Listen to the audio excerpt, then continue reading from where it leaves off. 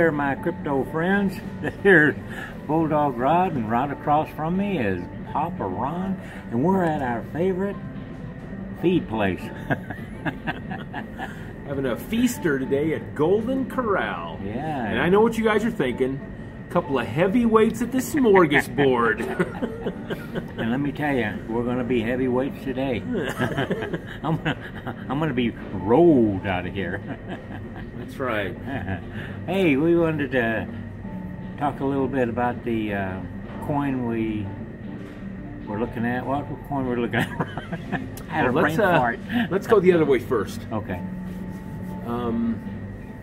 Yeah, we like getting together. We used to come down here and meet pretty regular, but you know we live about an hour and 20 minutes apart. Yeah, we do. So occasionally we meet here part way and have lunch and stuff. But I guess the news of the day, Rod, and I mentioned it yesterday, was on this Robinhood. It's I forgot about phone Robinhood, app where you can trade in stocks. And I think it came live online about 3 years ago. And it's an app where you can do trading on stocks right on your phone. A couple of young guys came up with this and doing really well with it. And I can't remember how many millions of people are signed up on it. But anyway, they just accepted, or they're starting first part of February, to be able to buy and sell Bitcoin and Ethereum. Wow. They're starting with those two. They have about a dozen cryptocurrencies on the app, and it'll send you alerts and alarms and give you the current prices. But what's cool about this, there's a couple things that struck me. One is there's absolutely no fees on the crypto side of this. Oh. Wow. You compare that to like Coinbase. What's Coinbase? Anywhere from 1.5% to 4% on every purchase, and even when you send it to another wallet, there's a small fee there. So Sure is.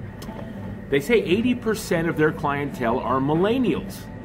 Oh. Yeah. So what better fits with what they're doing than cryptocurrency? Well, shoot, yeah. And at no fees. Anyway, they're starting in only 5 states. They're a United States-based company. That's even better. Yeah. So our state, Utah, is not one of them as far as them starting with. And the second thing that I think is really good and important, along with no fees, and they're doing that to increase their customer base, you know, to just make it more available, I guess.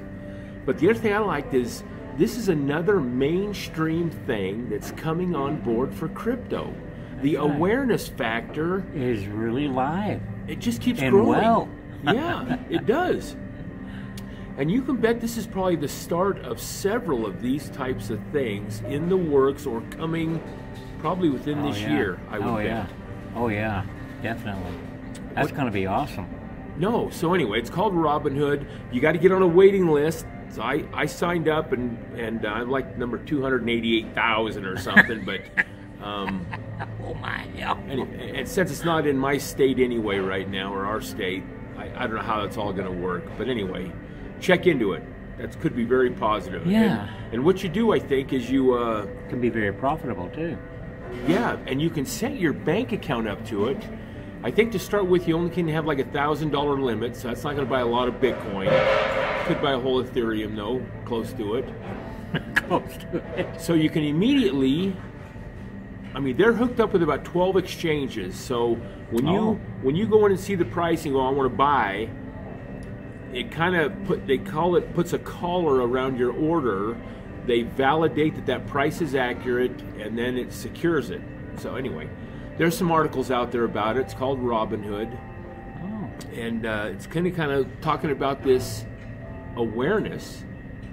Kind of leads in what I'd like to talk about today. And the market is down again. You probably saw that, I guess. Yeah, we did. And it's Friday, Friday, the 26th. 26th. Only got a few more days before February. They said that's February is when it's supposed to really start breaking loose, but it may not be until mid-February. You know, so don't give up. Yeah. Well, I'm still excited about it. Oh yeah.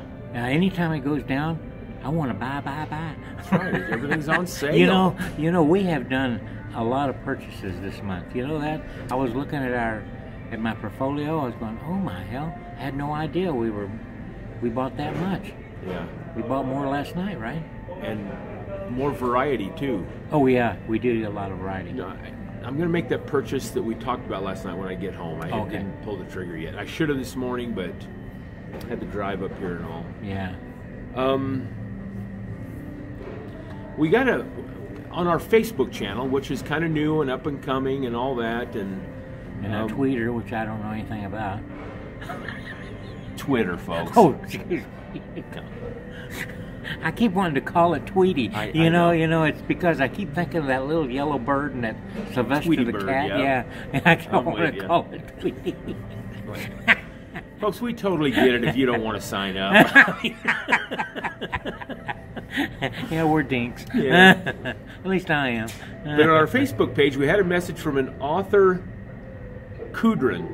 And I hope I didn't butcher that too much. Kudrin. And he sent us an article about CoinCheck had been hacked. Now check this out, Rod. CoinCheck? CoinCheck. Oh. I think it's an exchange. I'm familiar with it. They got hacked 500 million XEM or NEM tokens. Heck. Oh my 500 million. Are we all right time-wise on this too? Yeah. You know, Rod spends $1,000 on a phone, but it only records 5 minutes. 5-minute segments. Who does that? Well, it's because I'm not what do you call it? Computer unsavvy? Yeah, literate. Yeah, literate. So what they're saying is the drop last night, and NEM dropped 18%. NEM did? Overnight. They say it's because of this loss of tokens. And some of the users of CoinCheck were saying that a bunch of 1.5 million worth of Ripple or XEM was missing also. That isn't verified, but they're saying that the NEM is gone. So, and you know, we always say if you put it on exchange, pull it off. Yeah, put it in a wallet. It's got to be in. And they could have taken the exchange's pool of any NEMs, XEMs. I don't know. I don't know either. Let's hope it wasn't anybody's personal. That's what I hope. Yeah, I know. Yeah, worry about that. But there's so many articles this morning about giving reasons why the market's down, why everything's in the red again, and it's been that way for what, a week, 10 days maybe? Yeah. Gone up a little bit, but back down. Yep. So I got thinking about this, Rod, and there's a couple things that I got thinking about. One is we know 2 exchanges that opened up, huge exchanges. One is Coinbase, went to New York City, opened up a big exchange, and it costs $100,000 just to get in. I know. But you can trade, I think, up to like $5 million worth of Bitcoin. Anyway, and then there was that other one that we did a thing on. I can't even remember the name of it, but it was also for high rollers. Yeah. It's for you whales. Okay, so here's my point. In the last month, we haven't heard, even before that, Coinbase has only been on there a month or a little more. We haven't heard anything, no news about these. So I started Googling it this morning, saying, well, what's going on? What's the latest? I mean, did Coinbase's Big Shot Exchange, did they sign up anybody from JP Morgan or Chase? Or I mean, if something like that, wouldn't that be news also? Yeah. You would think it'd be. Yeah. That, hey, we signed up all these big rich guys, but there's nothing on it, on either of those exchanges. Oh, really? And then I started looking, I said, well, wait a minute, we had the Chicago Mercantile Exchange start doing crypto derivatives, shorts. They were betting shorts and longs on crypto. Right. And I'm not familiar with how all that works. But I know that today, Friday the 26th, was the second contract on being short that came due. Oh, that's right. I do remember reading that. Yeah. And then last Friday was the first one. Right. Interesting on that, last Friday and today the 26th, those short contracts come due. Well, if Bitcoin had made a rise over what they bought, they're going to lose all their bet. Of course, they could roll it over another month. But I got thinking about that, and I said, that's interesting that this down play in the market, especially Bitcoin, is when all these financial gurus and experts and financiers are betting that it's going to be short, and now it is short. Yeah. So what does that do? They make all the money on their bets. So it makes me wonder. I don't want to say it's manipulated, but you go to these big shot exchanges, and if they place enough bets, they can maneuver the price up or down on that Bitcoin. They sure can. It's just like that's just like the when you bet on commodities, you know. It's just like when you're betting on the commodity, you bet if oil's going to go up or down, and you play the That's right. the game. It's basically the same thing. And they're still talking how being on the Chicago Mercantile Exchange, and once it gets moved up to other things, the SEC's talking about things, that it's going to bring more normalcy to crypto. It'll be more accepted, more, I can't think of the word. Yeah. But mainstream. Well, but to me, for the whales. That's exactly right. We know the stock market's manipulated. The gold and silver's all manipulated. Bond price. I mean, everything is manipulated. So they're trying to get their fingers into crypto too. Could be. I'm not saying this is it, but this is my train of thought.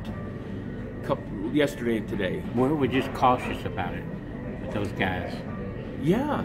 So anyway, now that contract is expired and they've either made a fortune on it or whatever, I bet we're going to start seeing the increase maybe. I don't know when the next contract is due, but it just all this stuff makes me wonder. Yeah.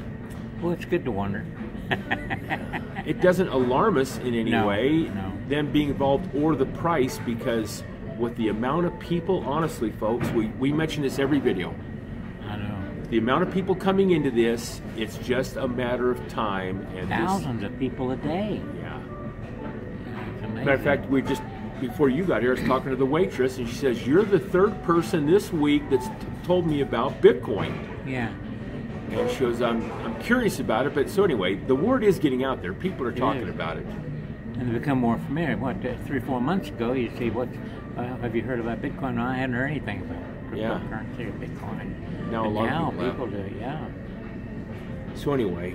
It's amazing, you know, because at the store that I work at part-time, I always ask them, especially the guys behind the counter, the gun counter, that I ask them about Bitcoin, and it's amazing how many of them know about it. Some of them even invested in it. One old guy didn't think he would, but he's into Litecoin, into Ethereum, and one other coin, I can't remember. It's not Bitcoin. But yeah, he's even into it. I'm going, wow.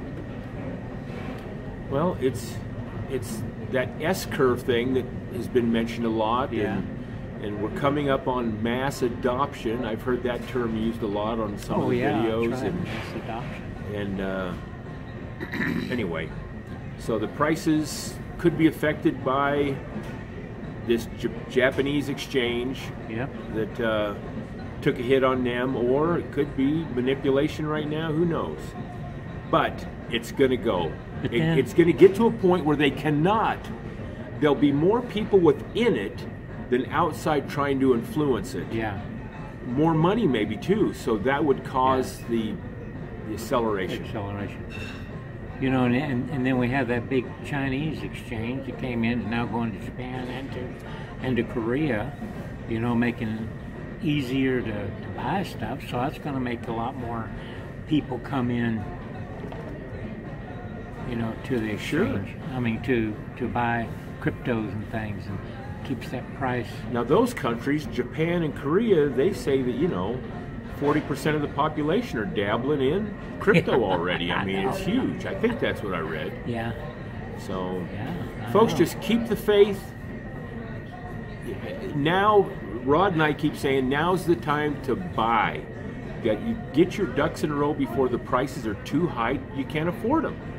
Well, listen, we've been interrupting our meal talking about crypto, which is worthwhile, but I want to get up to the smorgasbord before population. Yeah. Ron mentioned that he didn't want to leave until he feels pain. We're gonna eat so much, we're gonna be hurting when we leave. Well, we love the deep fried okra, some of the southern foods that we can get here. Yeah. This is Rod's bowl of just, can you see that? Tartar sauce. Yeah. Just tartar sauce. I mean, it's like a half a gallon. That goes on his shrimp and fish and yeah, you betcha. So anyway, I'm a old southern Texas boy. I was born and raised in Corpus Christi, Texas. And I want to say hi to all my friends down there. But and we used to get fresh seafood, just go right off the T-head, and shrimpers would come in. We'd go pick our shrimp out, big old suckers, man. I mean, some big, real big suckers. No, that was pretty big. Jumbo shrimp, oh man. Fry that, boil it up, fry it up, well, however we had it. That was good. And we used to set up those boilers right on the beach, man. Yeah, get them crabs and go crabbing, and we had... Things have changed, though, Rod. It has. It's just different. Yeah. Anyway, folks, thanks for watching. Appreciate it. Acquire crypto, hold crypto. It's gonna pay off. I can't... Part of a crypto, find some cheap, find some expensive. It don't matter, because it's all gonna break loose. And when it does, we'll be all sitting pretty. Have a good weekend. God bless.